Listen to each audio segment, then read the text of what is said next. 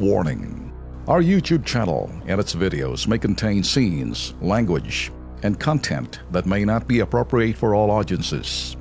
These videos include surveillance footage, undercover pursuit of suspects, actual police and rescue operations, and fearless confrontations.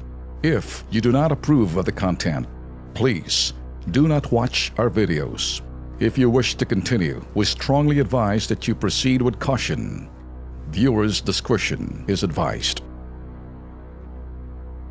Sa pilitan pong pinag-resign po sa trabaho, hindi pa ibinibigay po ang kanya pong 13-month pay, ang kanya pong separation pay at cash ban. Ito pong reklamong idinulog po sa Kilos Pronto ni Hazel Sakibal. Kaya diretsuin na natin siguro. Kausapin na natin si Hazel. Hazel, magandang hapon sa iyo. Magandang hapon. Okay, ano yung sabi ng management dito sa iyo? Bakit ka pinagre-resign kagad? Regarding po yun kasi sa dati nilang empleyado, na sinasabi daw po nilang traidor daw sa kanila, tapos hanggang sa nadamay na po ako, pati yung iba kong kasama sa trabaho. Oo. Pero ikaw gusto mo na rin umalis? Gusto ko na rin pong umalis, pero nung time na yon talagang inano na po nila ako.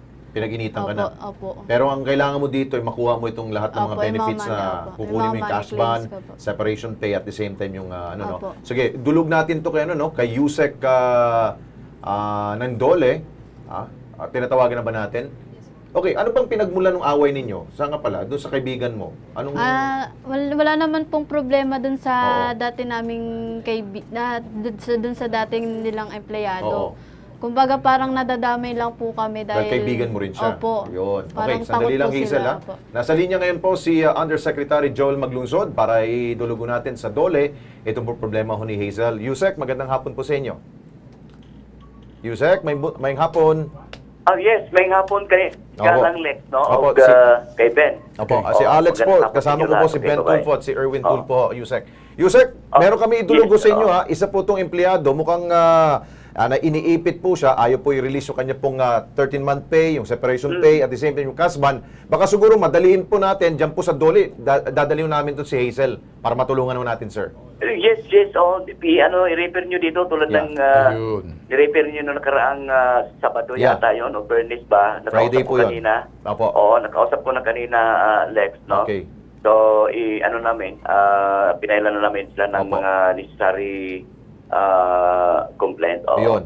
Yusek, for your information, sir, ang kumpanya ho ng pinagtatrabahuan po ni Hazel is CMP Federal Security Agency. Isa po itong security agent. Pero hindi po siya gwardiya ho. Ito nagre-reklamo. Nasa po siya, nasa office po siya. Mukhang pinag-iinitan at yung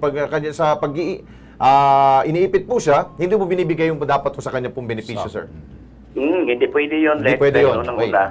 Ang lahat ng mga magawa may karapatan sa General Labor Standards o Health and Safety Standards. Ibig sabihin, wages, mga benefits dito, mga social protection, SSS, pag-ibig, PhilHealth, mga sick leave, 13-month pay, lahat. Basta kung ano yung nasa batas, dapat ibibigay yan. Regardless kung ano yung status nila, no? So, dala na dito, kahit medyo busy-busy tayo ngayon, malapit na yung zona, pero sige lang. I-ano natin para natin. We'll do that, sir. Para ma-assist kagad natin. Baka tomorrow or sa Wednesday, sir, papadala namin dyan si Hazel, sir. Yes, iba. Thank you, sir. Dito. Okay, thank you. Daghang salamat. Si Yusek Joel Maglungsod po yan ng DOLE. Thank you. Hazel. Asikasuhin natin yan, ha. Maraming salamat. Thank you.